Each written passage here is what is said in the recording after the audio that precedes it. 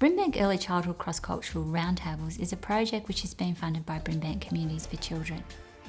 The aim of the project is to facilitate cross-cultural professional development activities collaboratively amongst children and family services and in partnership with the local migrant community. The Brimbank community has some demographic characteristics which present unique challenges for local children and family service providers. It's one of the most culturally and linguistically diverse local government areas in Victoria. It's also often a place of settlement for newly arrived migrant refugee families and their communities. To be able to effectively deliver programs, children and family service staff need a strong understanding of cultural diversity in Brimbank. They also need support to build their cross-cultural skills and knowledge to be able to effectively work in this environment. This DVD is a record of the Roundtables. The Roundtables were moderated by Jenny Ashby, who's a consultant in multicultural communication. They occurred over 2 days with 2 different groups of staff who work with children and families, and with representatives from the local culturally and linguistically diverse community.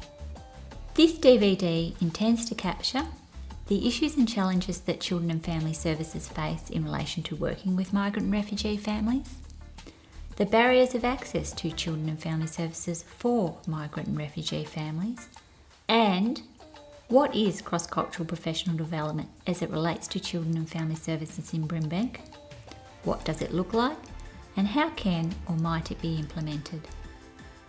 The aim of this DVD is to create a professional development tool that shares the thoughts and ideas from this Roundtables discussion with all staff who work with children and families in Brimbank. The Roundtables started with a discussion about the challenges that migrant and refugee families face adjusting to a new life in Australia and Brimbank. During the 6 first months of the new arrival here, they don't really have many questions because they don't know what to ask. Yes.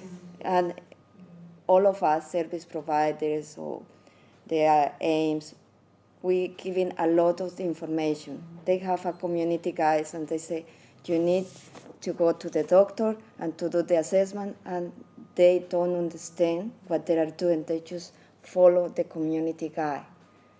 Within the school system, we get parents who come not just for their children's education, but for all of those things that have been mentioned. That we're sort of like the first point of call, and then we need to know where to direct them to for family payments and after school care, before school care, a wide variety of things. And there's a level of that with my organisation as well, that families who are newly arrived, they come, they get into the preschool and they say, oh, now I want a playgroup, I want a school, I need to know. Playgroup is the other one. Yep. Yep. And government services like accessing the educational maintenance, allowance, housing, transport, yeah, all those sorts of things. I've got a mum who is a refugee from Sudan, and she can't find her husband in Sudan. So she was telling me this story, and I'm thinking, oh, okay, what do I do? How can I help her? So it was a matter of me just ringing. I rang Foundation House and spoke to them, and they gave me a contact that way. So that was how I went about trying to see how I could have it, because she had no one. She didn't know where to go, and I didn't know where to direct her as well. So that was an actual example that I went through the other day. So Once you have a relationship with a family, particularly when English is their second language, that once they trust you, they will come to you for help with all of that other stuff, because you're the person that helps them read what's on their mail, or you're the person that says, try here, or refers them on, and you need to know where to send them. It's probably even better than knowing where, also knowing who. So if somebody asks me about kindergarten, and I'm working with Thuy in her inclusion support organisation, and I can say to them, look, Kelly O'Connell is the person to see.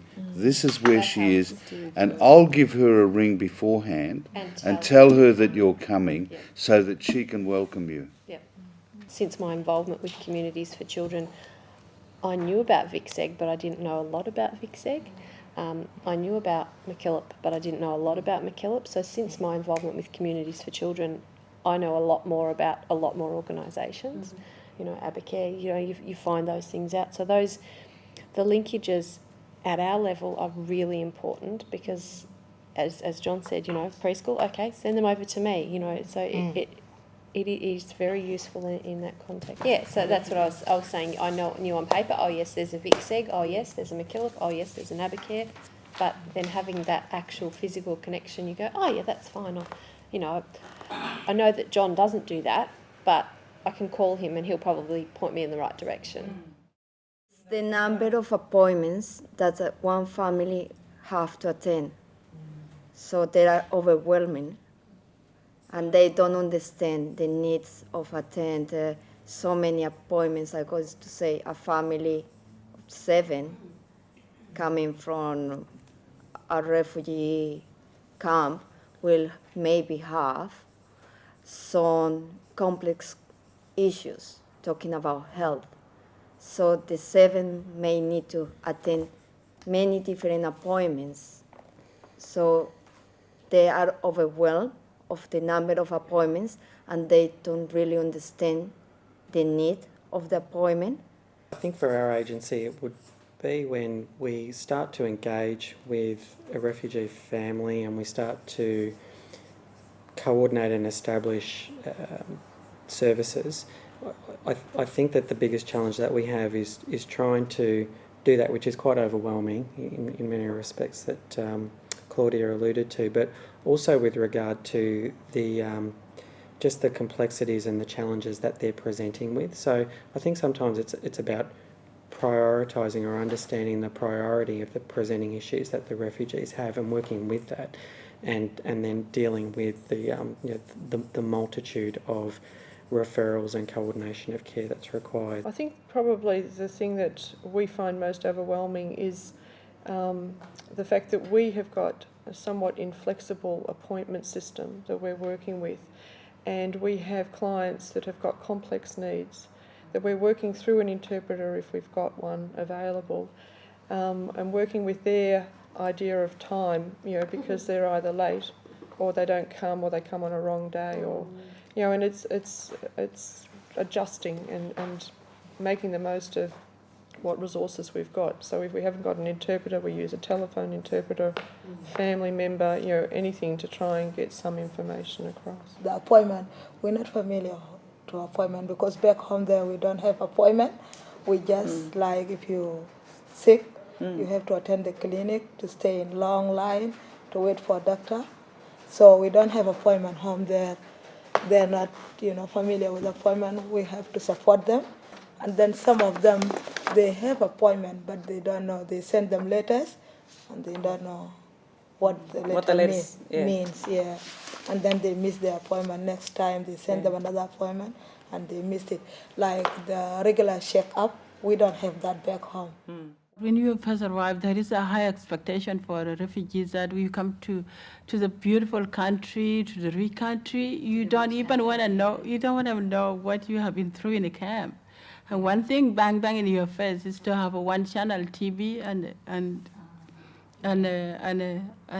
second-hand clothes. For the Vietnamese community, for the child bearing and bringing up the children, in the past, normally mom breastfeeding the children, and as soon as they come to Australia, a lot of them bottle feeding. And I think the roles of the media play very important role in the promote the baby, big baby, healthy baby. It can make the people thinking that, you know, bottle feeding is good for the baby because it develop, you know, promote a healthy and big baby. The problem with many parents is they don't know how to prepare the stuff who is available here. And they found sometimes cheap to buy a tin of whatever than a fruits, and easy, or to buy McDonald's as a kid box, kid lunch.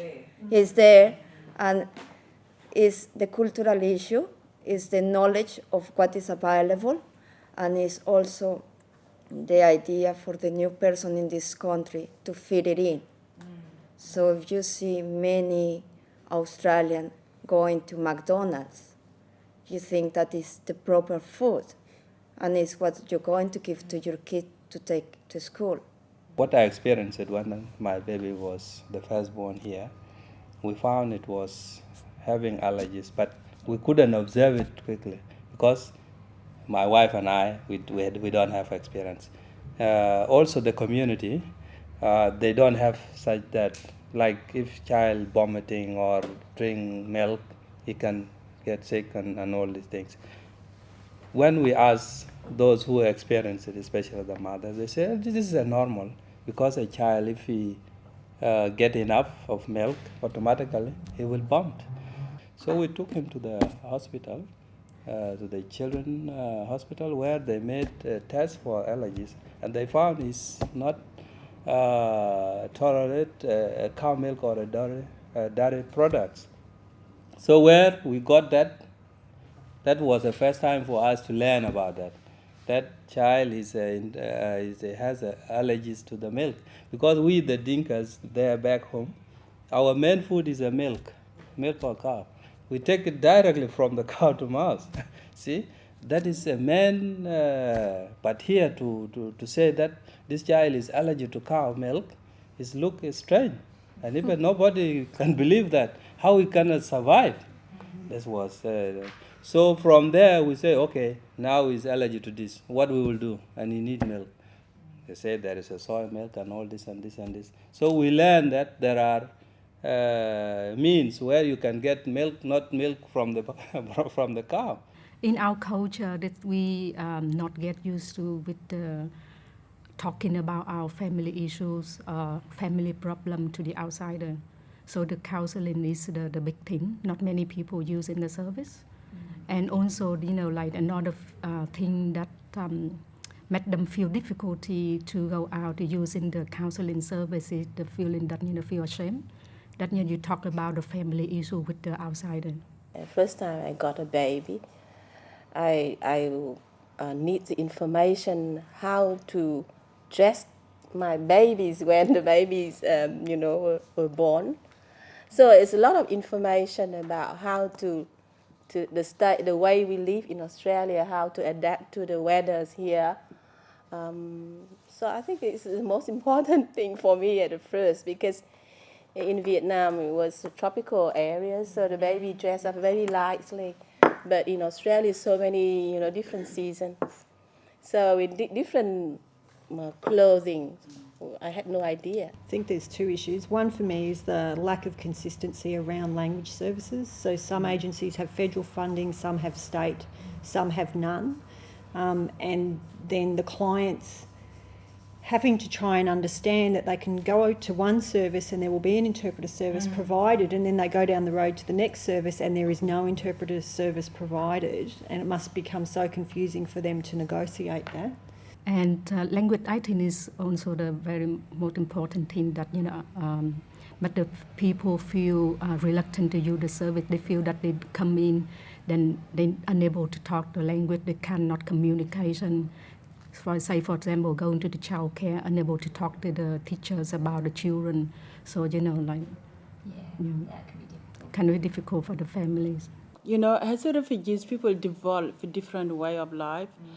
And what we're dealing with now here in Australia, it's not necessarily the culture that we had. We're dealing with the people that have lived in 20 years in a refugees camp.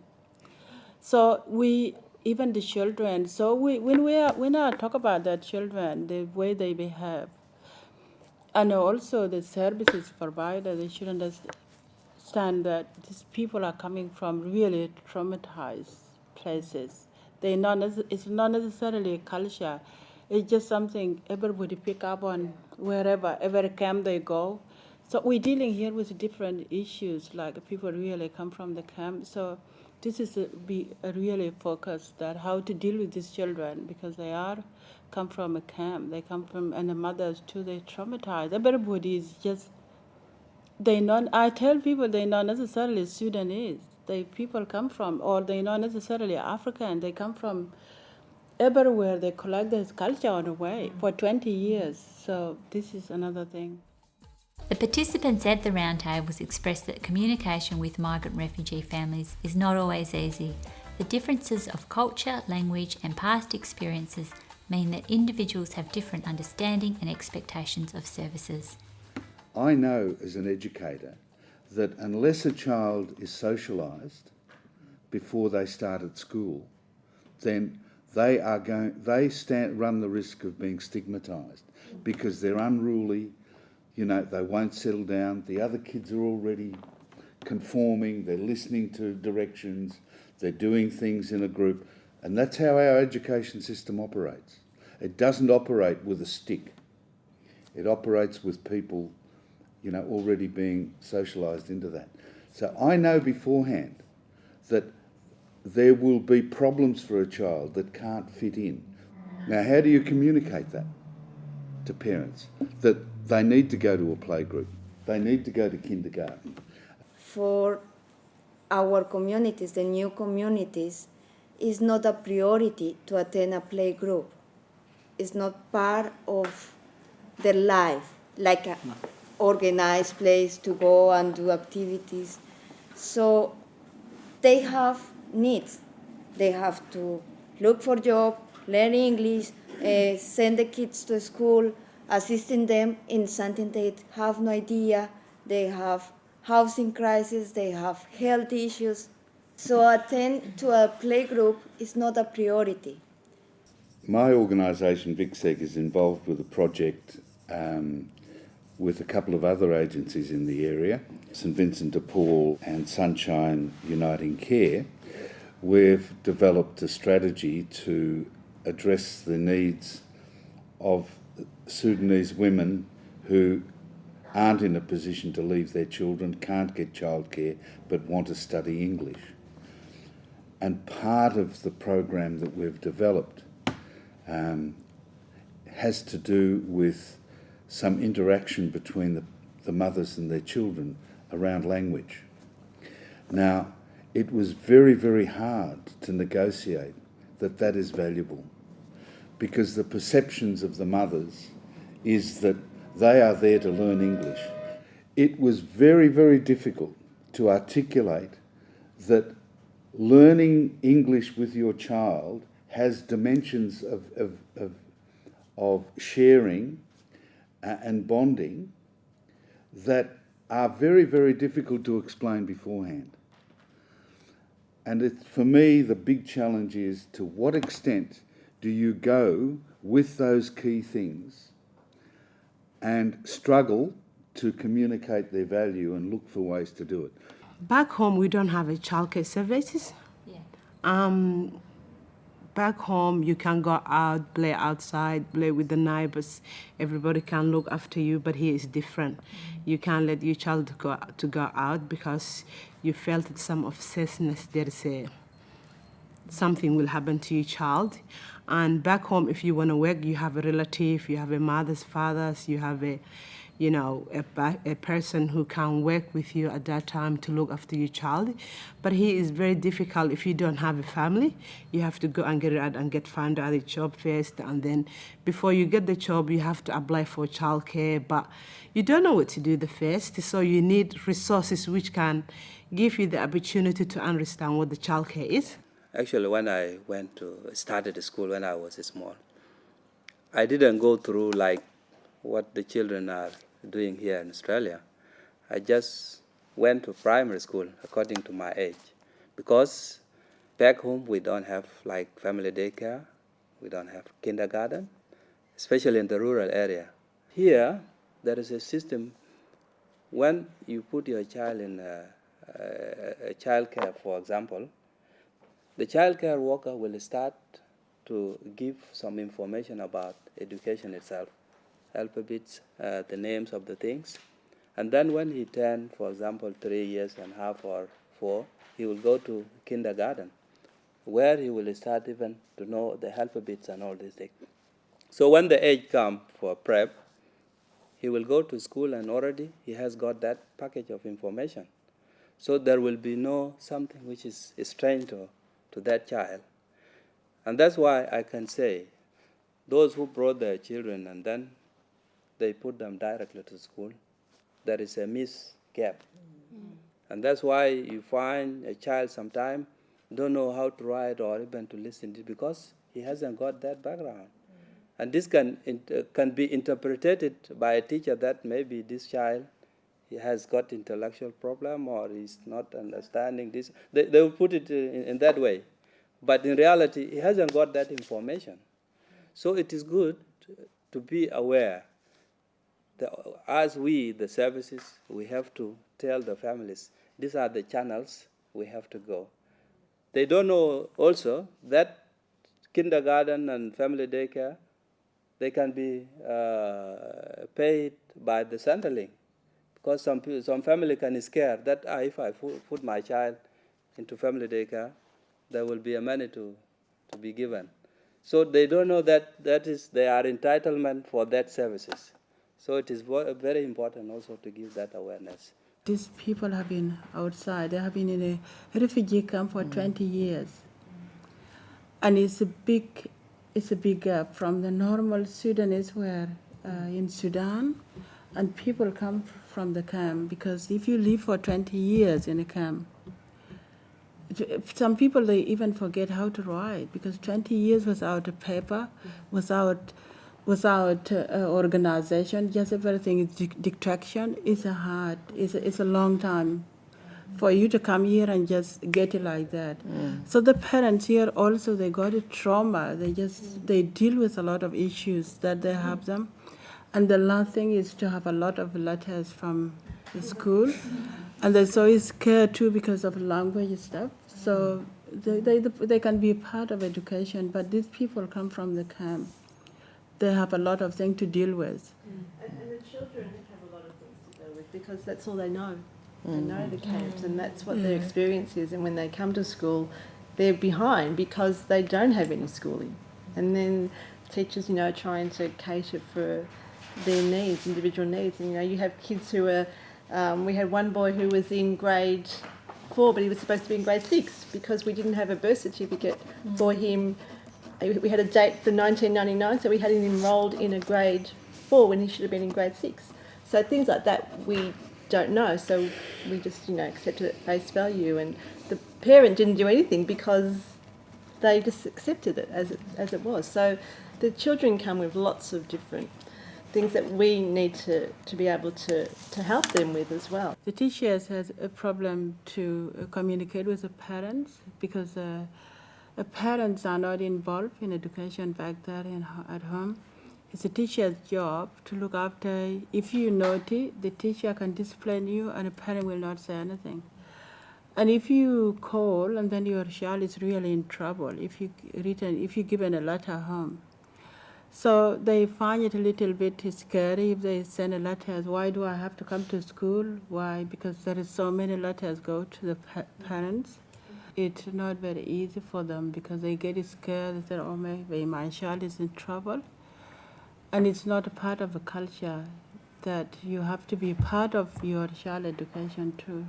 So, we need that background, in terms of family structure and that information that, parents aren't involved in their children's education, that those are critical things for us to know, because if you want to say to a parent that you want to talk to them, even at kinder, and you want to tell them that their child made this fantastic thing and you want to show, wow, look at this, they would be thinking, oh, my child's in trouble, Yes, they'd be anxious. And all you're wanting to show them is, wow, look at this, great job, and, that could be...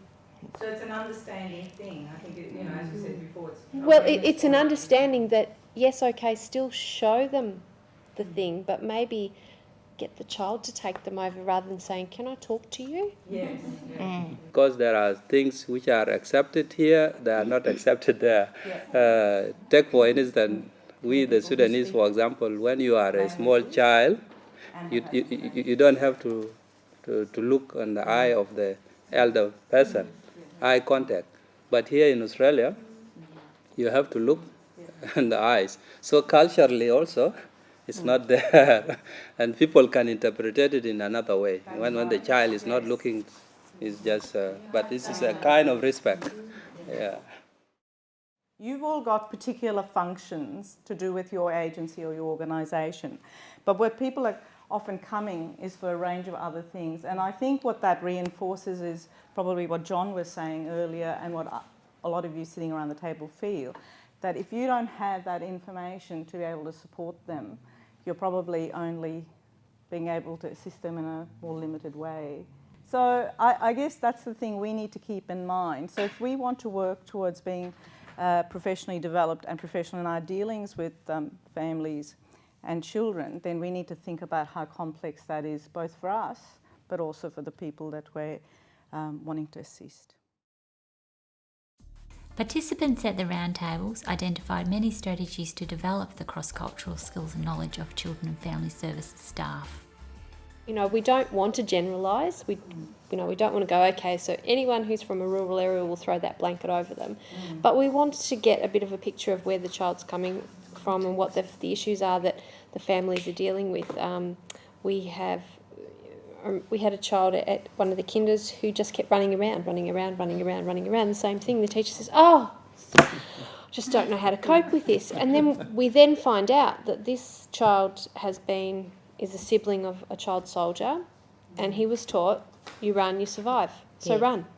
And so once, it didn't change the child's behaviour, but it made the teacher say, oh, and feel an empathy towards the child and try and, instead of going, oh, being frustrated all the time, it was not having that background information enabled the teacher to think, okay, I'm going to try.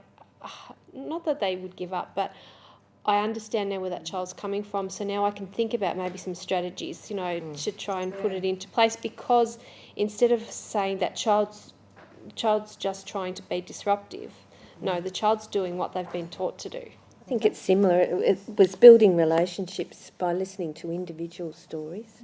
And from what Istanbul said, I heard her say, I tried to talk to the mum, but then I went through the family daycare worker, and I liked that she used someone that the mother trusted. And so finding people within the community that you see that mum trusts if you can't do it yourself. It is very important to solve that problem through the enrollment or appointed a bilingual staff in the school, for example, or a family daycare. That can be a solution, because that person can deal with the families and also with the staff. To communicate with bilingual workers, I think that's the big issue if you want to get more information. I feel that there should be a continuous involvement of parents in decisions regarding their child, not only as a reactive, but rather a proactive kind of approach. Instead of writing letters and so on, if we can personally engage the parents. So parent involvement on a personal approach. Personal basis, About 10 or 12 years ago, I was doing a research project around respite care, and we took advice from different communities about how we would translate that. And the advice we got was it actually didn't translate. So they said, so what we would advise you to do is you use the English word respite, and what you translate is the explanation of what that means. And then the rest of the brochure or information is in the community languages we chose, which were 5. But it was a really interesting learning for me that, sometimes you think you're trying really hard, and the best advice we got was don't, because you can't. I suppose when it comes to professional development, I'd rather not see something about being talked to. I think it has to be a professional development that's very interactive. And I think that there is a need to, it's not just about understanding cultural backgrounds, because that is, and experiences, because it's all individual, and it would be like having some representatives from the community as part of that professional development, and being able to have them talk about their own experience, because then it becomes alive. Community representatives. Most certainly. I once heard of a really interesting one within local government, which is there was as people probably know, family daycare programs usually have workers where it's like 50-60% of the workforce is culturally diverse. And one of the things that they did was they actually used their workers as the training resource for the organisation, but particularly for that unit of family services.